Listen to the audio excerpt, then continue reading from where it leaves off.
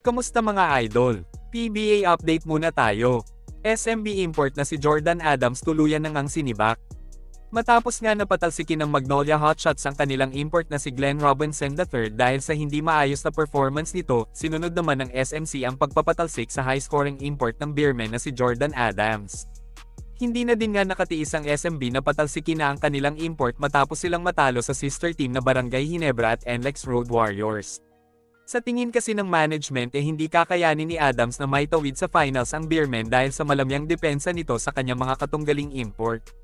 Napatunayan nga ito nung nakalaban ng SMB ang Ginebra, kung saan nagtala si Justin Brownlee ng career-high 57 points dahil sa matamlay na depensa sa kanya ni Jordan Adams. Sa kanyang huling laro sa PBA, nakagawa pa si Jordan ng 41 points laban sa Rain or Shine. Hindi naman maitatanggi na nameligro ang Beermen sa kamay ng mga bataan ni Coach Yeng Guiao kahit pa hindi nakapaglaro ang super rookie ng Elasto Painters na si Kalen Thompson. Dahil nga dito, nagdesisyon na ang Beermen sa pagsibak kay Adams at kuhanin ang serbisyo ng isa pang ex-NBA player na si Sheldon Mack. Siya ay huling naglaro sa Washington Wizards noong 2016 hanggang 2018. Ayon sa balita, si Sheldon Mack ay isang proven scorer at mas athletic kumpara kay Jordan Adams.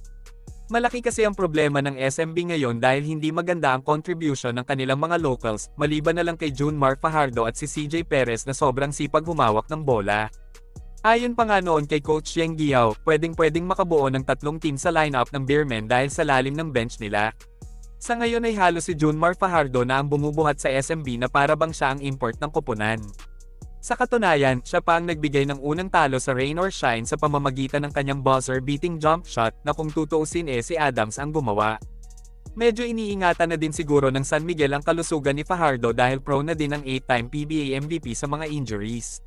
Sa katauhan ni Sheldon Mack, pangungunahan niya ang Beermen sa scoring para naman mabigyan ng mahabang pahinga si The Kraken. Ganon din naman para mabigyan muli ng playing time si Mo Totwa na halos babad sa bench ng SMB sa 5 games na pinaglaruan nila. Malaking problema din ni Coach George Gallant dahil hindi niya nabibigyan ng playing time ang mga batang manlalaro niya. Kagaya na lang ng kanilang rookie na si Evan Nava.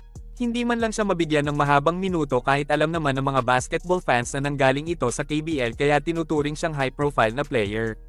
Ganon din sina Kit Jimenez at Jeren Teng na dapat hinahasa ng Beermen para magkaroon ng mataas na kumpiyansa. Sa ngayon kasi ay nakadepende pa din ang SMB coaching staff sa kanilang mga old players na halos hindi na din makasabay sa mga mas batang koponan sa PBA. Kaya naman kung tutuusin hindi talaga import ang malaking problema ng Beermen kundi kung paano gagamitin ng maayos ni Coach George Gallant ang kanyang mga players. Hanggang dito na lang muna mga idol. Maraming salamat sa panunood. Kita-kits ulit tayo sa videos na aking ipapalabas patungkol sa basketball.